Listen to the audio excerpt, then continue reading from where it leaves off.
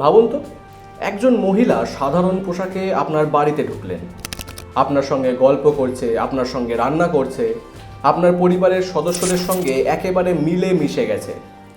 আপনি ভাবছেন তিনি হয়তো একজন সাধারণ পরিচারিকা মাত্র, কিন্তু আপনি জানেন না এই মহিলার আসল পরিচয় একজন গোয়েন্দা। তিনি আপনার বাড়িতে এসেছেন আপনার জীবনের সবচেয়ে বড় গোপন সত্যটা খুঁজে বার করতে। আর সেই সত্যি খুঁজে বার করার জন্য তিনি দিনের পর দিন, মাসের পর মাস আপনারই কাছে থাকবেন। শুনতে অনেকটা সিনেমার গল্পের মতো, কিন্তু ভারতের মাটিতে এমন কাজই করে দেখিয়েছেন একজন মহিলা। তার নাম রজনী পণ্ডিত। আপনারা দেখছেন বঙ্গদর্পণ, সাথে রয়েছি আমি দীপ। অনেক সংবাদ মাধ্যম তাকে ভারতের প্রথম মহিলা প্রাইভেট ডিটেকটিভ হিসেবে পরিচয় দিয়েছেন। আবার তাকে বলা হয়েছে ভারতের লেডি জেমস বন্ড কিংবা দেশি শার্লক। কিন্তু রজনী পণ্ডিতের গল্প শুধুমাত্র একটা রহস্য সমাধানেরই মাত্র গল্প নয়। এটা এমন একজন মহিলার গল্প যিনি এমন একটা সময় গোয়েন্দার পেশায় এসেছিলেন যখন এই পেশায় মহিলাদের উপস্থিতি প্রায় কল্পনাই করা যেত না। তাহলে চলুন শুরু করা যাক।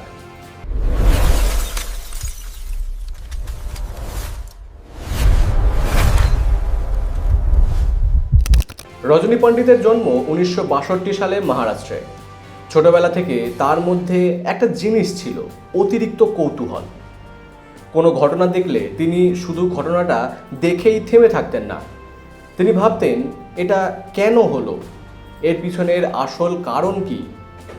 যে কথাটা সবাই বিশ্বাস করেছে, সত্যি কি ঘটনাটা তেমনই?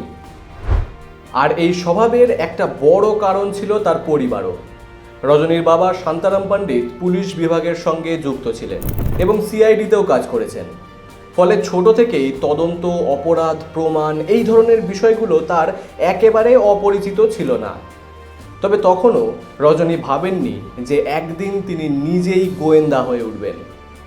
তিনি মুম্বাইয়ের রূপালের কলেজে মারাঠি সাহিত্য নিয়ে পড়াশোনা করছিলেন। আর কলেজে পড়ার সময় ঘটে যায় এমন এক ঘটনা যা তার জীবনটাই বদলে দেয়।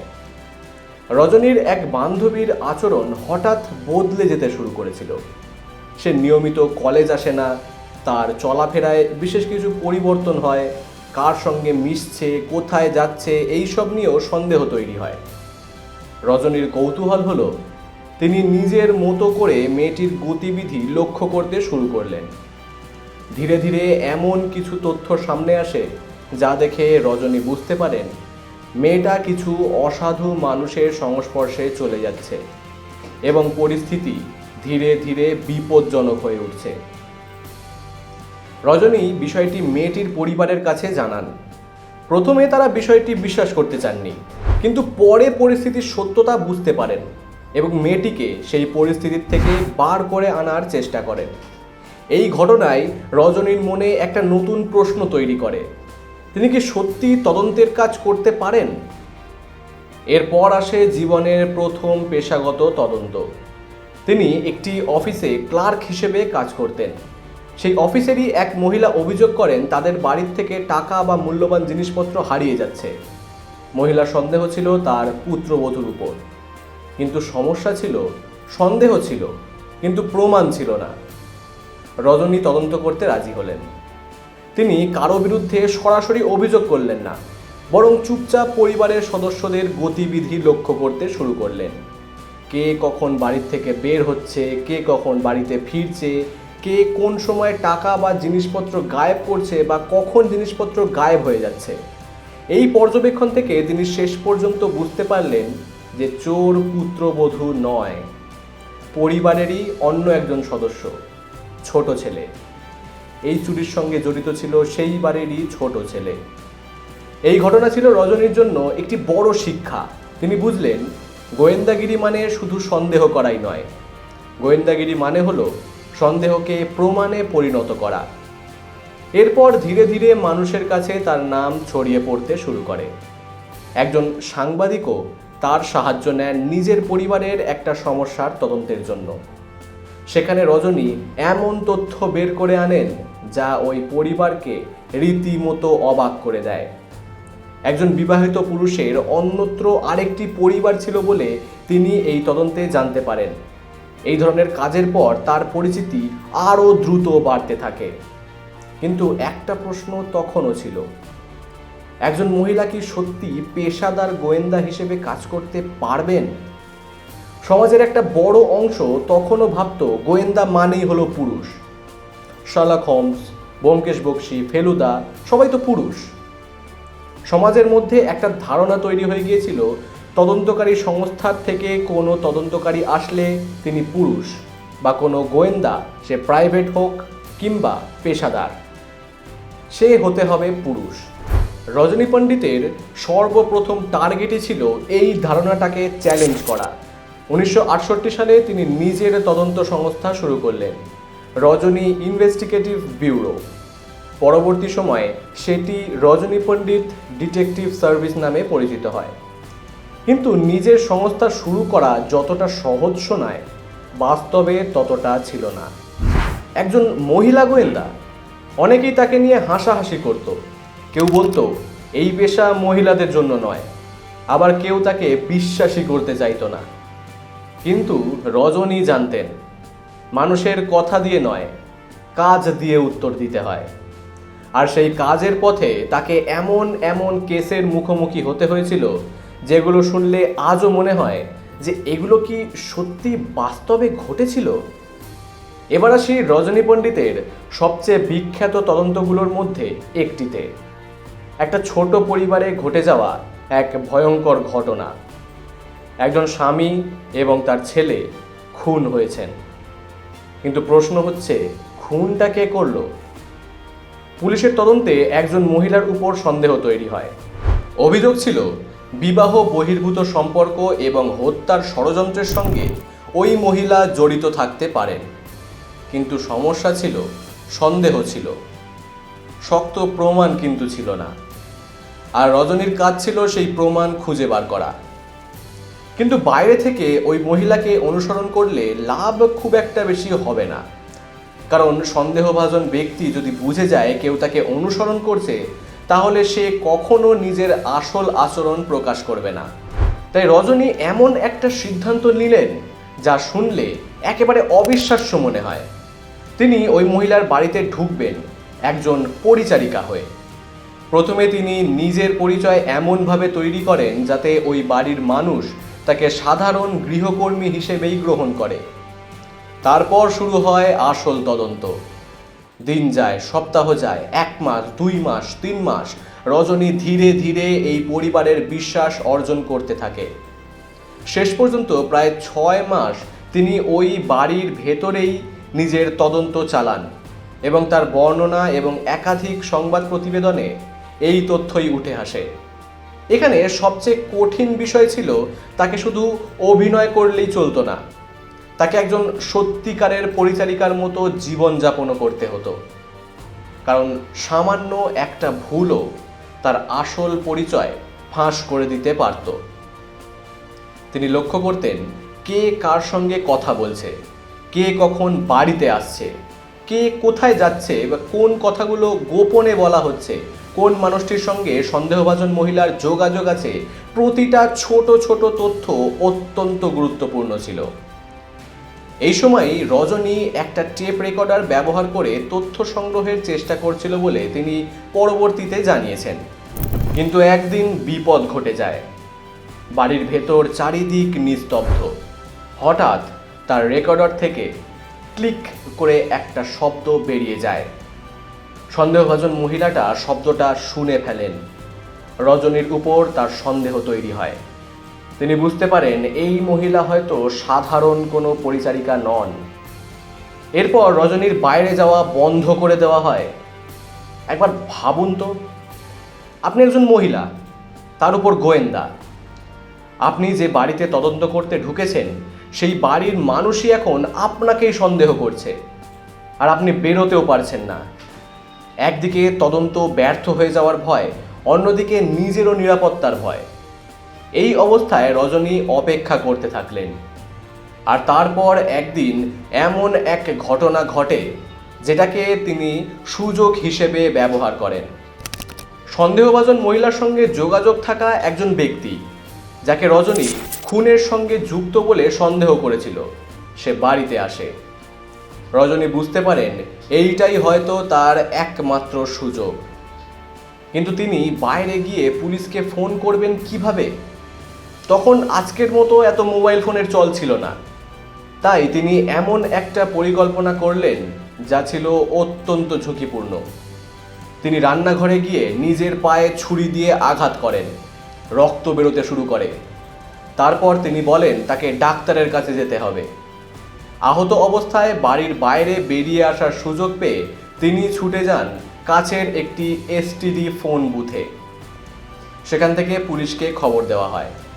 তারপর পুলিশ ঘটনাস্থলে আসে। রজনীর নিজের বর্ণনা অনুযায়ী ওই দিনই সন্দেহভাজনদের গ্রেফতার করা হয়েছিল। এই কেসের গল্প সামনে আসার পর রজনী পণ্ডিতের পরিচিতি আরও বহু গুণ বেড়ে যায়। কারণ এখানে তিনি কোনো আধুনিক প্রযুক্তির উপর নির্ভর করেননি। তিনি ব্যবহার করেছিলেন পর্যবেক্ষণ, ধৈর্য এবং তার অভিনয়ের, এবং পরিস্থিতি বুঝে সেই তার চিরাচরিত সিদ্ধান্ত নেওয়ার ক্ষমতা। আর একটা জিনিস, নিজেকে ঝুঁকির মধ্যে ফেলার সাহসও। এই ঘটনার মাধ্যমে তার কাজের একটা গুরুত্বপূর্ণ দিক বোঝা যায়। তিনি শুধু বাইরে দাঁড়িয়েই তদন্ত করতেন না, তিনি প্রয়োজনে কেসের ভেতরেও ঢুকতেন। কখনো পরিচারিকা, কখনো অন্ধ মহিলা, কখনো গর্ভবতী মহিলা, কখনো রাস্তার বিক্রেতা। অর্থাৎ কেস যে পরিচয় চাইতো, রজনী ঠিক সেই পরিচয় নেওয়ারই চেষ্টা করতেন। আর এখানেই তার তদন্তের বাকিদের থেকে সবচেয়ে আলাদা বৈশিষ্ট্য ছিল। কখনো একটা ছোট্ট চুরি একটা পরিবারের মধ্যে এমন সন্দেহ তৈরি করে যা শেষ পর্যন্ত সম্পর্ক নষ্ট করে দিতে পারে। রজনী পণ্ডিতের এমনই একটি কেস ছিল গয়না চুরির ঘটনা। একটি পরিবারে বিয়ের পর থেকে নিয়মিত গয়না হারিয়ে যেতে শুরু করেছিল। বাড়ির সদস্যদের মধ্যেই সন্দেহ তৈরি হয়, আর খুব স্বাভাবিকভাবেই সন্দেহ গিয়ে পড়ে নতুন গৃহবধূর উপর। কারণ পরিবারের অনেকেরই ধারণা ছিল বিয়ের পর থেকেই তো গয়না হারাচ্ছে, তাহলে নিশ্চয়ই নতুন বউয়ের হাত আছে। কিন্তু রজনী পণ্ডিত একটা জিনিস জানতেন, সন্দেহ আর সত্যি এক জিনিস নয়। তাই তিনি কারো বিরুদ্ধে অভিযোগ করলেন না, বরং তদন্ত শুরু করলেন। বাড়ির মানুষদের গতিবিধি লক্ষ্য করতে লাগলেন। কখন সবাই বাড়িতে থাকে, কখন সবাই বাইরে যায়, কার কাছে চাবি থাকে, গয়না কোথায় রাখা হয়, আর সবচেয়ে গুরুত্বপূর্ণ, গয়না হারানোর সময় বাড়িতে কে থাকে। এইভাবেই ধীরে ধীরে একটা প্যাটার্ন সামনে আসে। বাড়ির লোকেরা যখন বাইরে চলে যায়, তখন পরিবারেরই একজন সদস্য গয়না নিয়ে বেরিয়ে যাচ্ছে। আর সেই ব্যক্তি পুত্রবধূ নয়, পরিবারের এক ছেলে। সে গয়না চুরি করে নিজের এক বন্ধুর বাড়িতে লুকিয়ে রাখছিল এবং রজনী পরবর্তীতে সেটা ধরে ফেলে। এইখানে কেসটার সবচেয়ে গুরুত্বপূর্ণ বিষয় হলো, পরিবারের সবাই যাকে সন্দেহ করছিল সে নির্দোষ, আর যাকে কেউ সন্দেহই করেননি সেই ছিল আসল চোর। এই ধরনের ঘটনা থেকে বোঝা যায় যে কেন রজনী পণ্ডিতের কাজ শুধু স্বামী স্ত্রীর সম্পর্ক বা খুনের মামলার মধ্যে সীমাবদ্ধ ছিল না। তার সংস্থার বর্তমান পরিষেবার তালিকাতেও রয়েছে মিসিং পারসন খোঁজা, সার্ভাইলেন্স, বিবাহ সংক্রান্ত তদন্ত, ব্যাকগ্রাউন্ড ভেরিফিকেশন, কর্পোরেট ইনভেস্টিগেশন, চুরি ও প্রতারণার তদন্ত, সাইবার ক্রাইম, ইন্ডাস্ট্রিয়াল এমপিওনাজ, এমনকি কর্মীদের প্রি এমপ্লয়মেন্ট ও পোস্ট এমপ্লয়মেন্ট ভেরিফিকেশনও। অর্থাৎ একজন ব্যক্তির ব্যক্তিগত জীবন থেকে শুরু করে একটি কোম্পানির গোপন তথ্য সবকিছুই তদন্তের আওতায় আসতে পারে। এবার আসি তার আরেকটি আকর্ষণীয় দিকের কথায়। রজনী শুধু একটি গোয়েন্দাই ছিলেন না। অনেক সময় তিনি তদন্ত করতে গিয়ে বুঝতে পারেন সমস্যাটা আসলে অপরাধ নয়, সমস্যাটা একটা পরিবারের। একটা ছেলে নিজের ইচ্ছার বিরুদ্ধে ইঞ্জিনিয়ারিং পড়ছিল। বাবা মায়ের ইচ্ছা, ছেলেকে ইঞ্জিনিয়ার হতেই হবে, কিন্তু ছেলেটার নিজের কোনো আগ্রহ ছিল না। এই ধরনের ঘটনায় শুধু তথ্য সংগ্রহ করলেই তো সমাধান হয় না।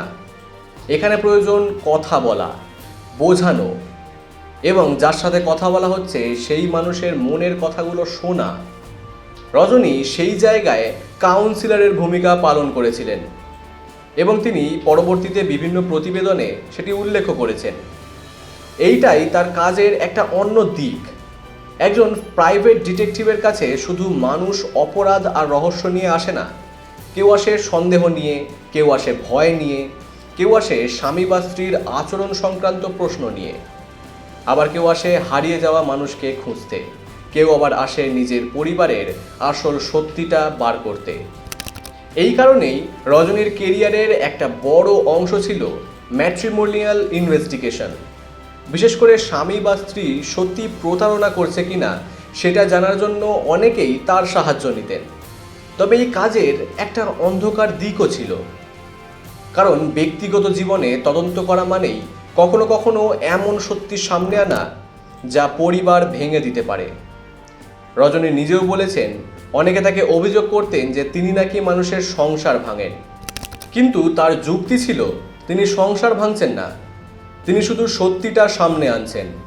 আর এই কাজ করতে করতে তার নাম ছড়িয়ে পড়ে। কিন্তু প্রশ্ন হলো, কতগুলো কেস? ৭৫,০০০, ৮০,০০০, নাকি তারও বেশি? এই সংখ্যাটা আসলে এলো কোথার থেকে? এবং সত্যি কি একজন গোয়েন্দা প্রায় ৮০,০০০ কেস সমাধান করতে পারেন? বিভিন্ন সময়ে বিভিন্ন সংবাদ মাধ্যমে সংখ্যাটা উঠে এসেছে ৭৫,০০০, আবার কোথাও বলা হয়েছে ৮০,০০০-এরও বেশি কেস তিনি সলভ করেছেন।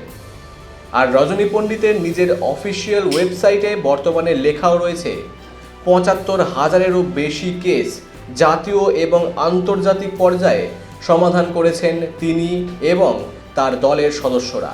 অন্যদিকে সাম্প্রতিক কিছু প্রতিবেদনে তার নিজের বক্তব্য উদ্ধৃত করে ৮০,০০০-এর কাছাকাছি বা তারও বেশি কেসের কথা বলা হয়েছে। তাহলে কোন সংখ্যাটা সত্যি?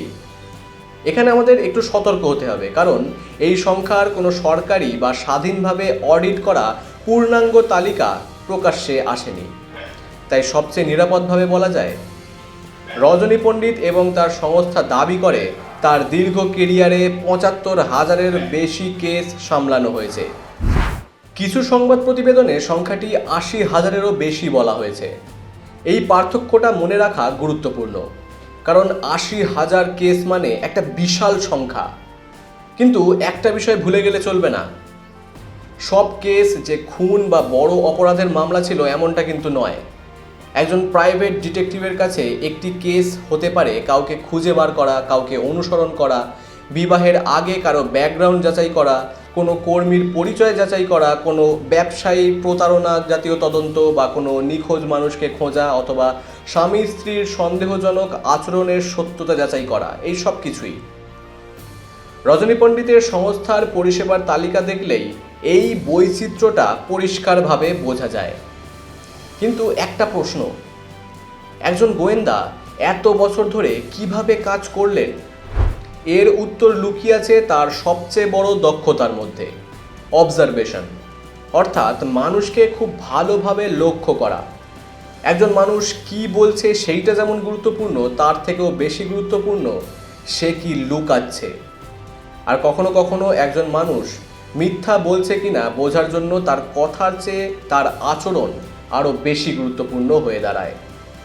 এই জায়গাতেই রজনীর কাজ আলাদা হয়ে যায়। তিনি প্রযুক্তির উপর সম্পূর্ণ নির্ভর করতেন না। বিশেষ করে কেরিয়ারের শুরুর দিকে মোবাইল ফোন, জিপিএস ট্র্যাকার, আধুনিক সার্ভাইলেন্স ক্যামেরা এইসব তো ছিল না। তখন তদন্তের বড় অস্ত্র ছিল চোখ, কান, স্মৃতি এবং ধৈর্য, মানুষের সাথে মিশে যাওয়ার ক্ষমতা। এই কারণেই ছদ্মবেশ তার কাজের অন্যতম পরিচিতি এবং অন্যতম বৈশিষ্ট্য হয়ে ওঠে। কখনো পরিচারিকা, কখনো অন্ধ মহিলা, কখনো গর্ভবতী মহিলা, কখনো রাস্তার বিক্রেতা। উদ্দেশ্য কিন্তু একটাই, সন্দেহভাজন ব্যক্তি যেন বুঝতে না পারে যে তাকে পর্যবেক্ষণ করা হচ্ছে। আর এই কাজটা কতটা কঠিন সেটা বোঝা যায় তার ডাবল মার্ডার কেস থেকেই। একজন মানুষের বাড়িতে ৬ মাস থাকা, তার জীবনযাত্রার অংশ হয়ে যাওয়া, তার বিশ্বাস অর্জন করা, তারপর প্রমাণ সংগ্রহ করা, এটা শুধু বুদ্ধির কাজ নয়। এখানে মানসিক সাহস দরকার, শারীরিক শক্তিও দরকার, এবং সবচেয়ে বেশি দরকার নিজের পরিচয় গোপন রাখার ক্ষমতা।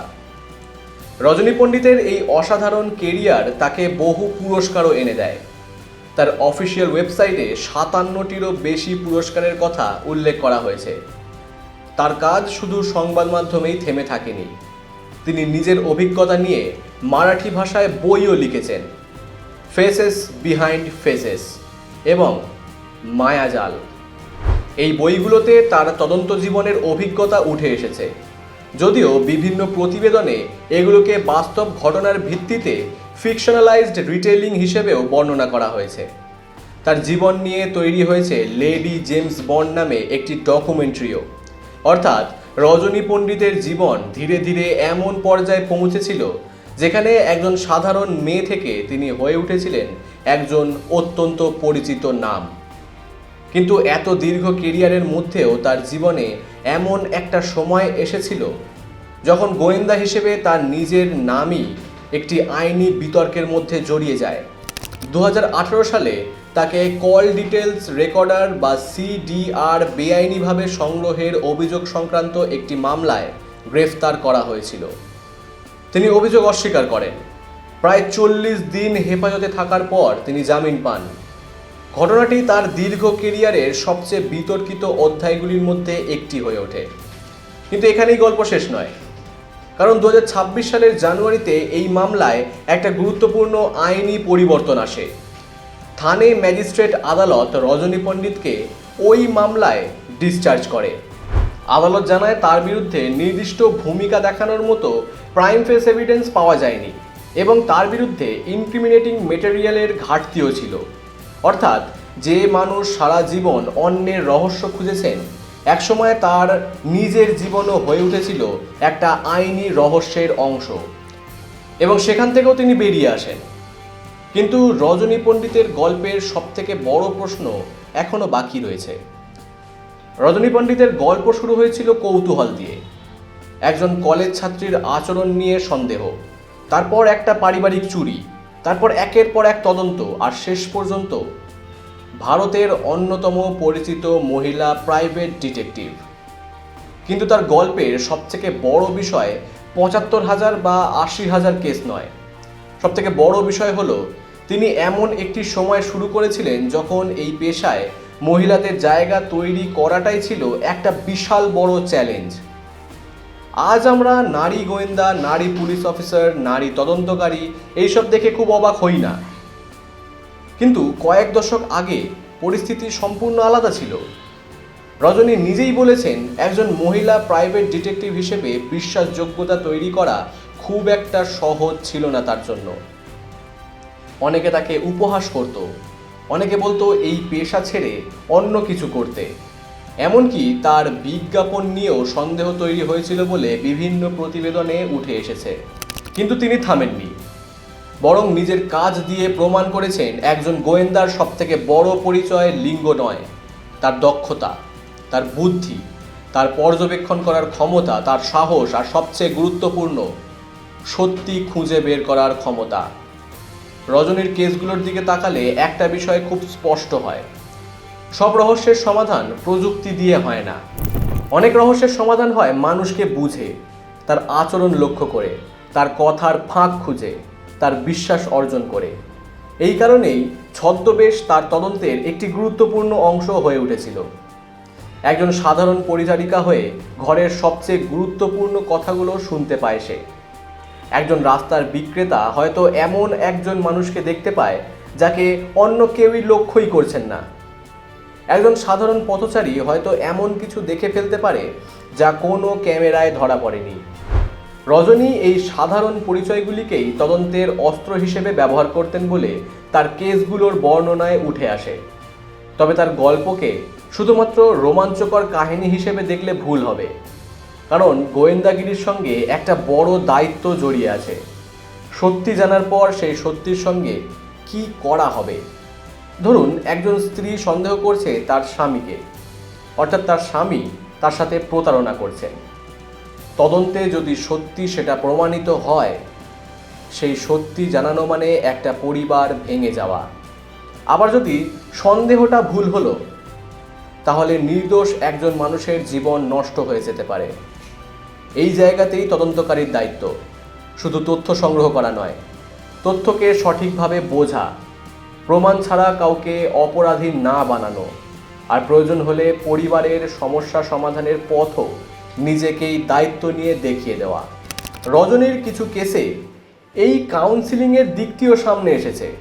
তার দীর্ঘ কেরিয়ারের আরেকটি গুরুত্বপূর্ণ বিষয় হলো তিনি সময়ের সঙ্গে নিজেকেও বদলেছেন। আগের দিনের তদন্ত মানে ছিল পায়ে হেঁটে অনুসরণ করা, মানুষের সঙ্গে কথা বলা, নোট রাখা, ঘন্টার পর ঘন্টা অপেক্ষা করা। আজকের দিনে প্রাইভেট ইনভেস্টিগেশন অনেক বেশি প্রযুক্তি নির্ভর। CCTV footage, digital footprint, online background verification, cyber তদন্ত, ডেটা বিশ্লেষণ। তবুও একটা জিনিসের প্রয়োজন এখনো বদলায়নি, মানুষকে বুঝতে পারা। আর সেই জায়গায় রজনী পণ্ডিতের গল্প এখনও প্রাসঙ্গিক। তবে তার জীবন একেবারে বিতর্কহীন ছিল না। 2018 সালের সিডিআর মামলার ঘটনা তার কেরিয়ারের একটা কঠিন অধ্যায় ছিল, কিন্তু 2026 সালে থানে আদালত তাকে ওই মামলায় ডিসচার্জ করেছে। তার জীবন নিয়ে তৈরি হয়েছে ডকুমেন্টারি, আর তার কাজ তাকে এনে দিয়েছে ইন্ডিয়াস ফার্স্ট ফিমেল ডিটেকটিভ এবং লেডি জেমস বন্ডের মতো একটি পরিচিতি। কিন্তু শেষ পর্যন্ত রজনী পণ্ডিতের গল্পটা কি? হয়তো সেটাই, কোনো পেশা শুধু পুরুষের জন্য নয়। কোনো দরজা যদি আপনার জন্য খোলা না থাকে, তাহলে কখনো কখনো সেই দরজায় কড়া নাড়ার বদলে নিজের দরজা নিজেকেই তৈরি করতে হয়। রজনী পণ্ডিত সেটাই করেছিলেন। তিনি প্রমাণ করেছিলেন গোয়েন্দা হতে লম্বা কোট লাগে না, হাতে বন্দুক লাগে না, সবসময় পুলিশের গাড়িও লাগবে না। কখনো কখনো একজন সাধারণ মানুষের মতো আচরণ করে, চুপচাপ দাঁড়িয়ে থেকে, সঠিক সময়ে সঠিক প্রশ্ন করে একটা পুরো রহস্যের সমাধান করা সম্ভব। তাই রজনী পণ্ডিতের গল্প শুধু একজন গোয়েন্দার গল্প নয়, এটা একটা মহিলার গল্প, যিনি সমাজে তৈরি করা একটা ধারণাকে চ্যালেঞ্জ করেছিলেন। সেই ধারণাটা ছিল এই কাজ মেয়েরা পারবে না। আর তার গোটা কর্মজীবন যেন সেই কথারই একটা উত্তর, কেন পারবে না। রহস্যের পৃথিবীতে যেখানে সত্যি অনেক সময় মিথ্যার আড়ালে লুকিয়ে থাকে, সেখানে রজনী পণ্ডিতের সবচেয়ে বড় অস্ত্র ছিল কৌতূহল, সাহস আর ধৈর্য, আর সত্যিটাকে খুঁজে বার করার অদম্য জেদ। এই কারণেই কয়েক দশক পেরিয়েও ভারতের প্রথম মহিলা ডিটেকটিভ হিসেবে রজনী পণ্ডিতের গল্প এখনও মানুষের মনে কৌতূহল জাগায়। কারণ কিছু মানুষ শুধু ইতিহাসের অংশ হয়ে থাকে না, তারা নিজেরাই ইতিহাসের একটা নতুন অধ্যায় লিখে দেন। রজনী পণ্ডিত তেমনই একটি নাম। তার জীবনের কোন ঘটনাটা সবচেয়ে বেশি ইন্টারেস্টিং বলে আপনার মনে হয় কমেন্টে জানান। ভিডিওটি ভালো লাগলে লাইক করুন, শেয়ার করুন বন্ধুদের সঙ্গে এবং সাবস্ক্রাইব করুন বঙ্গদর্পণ।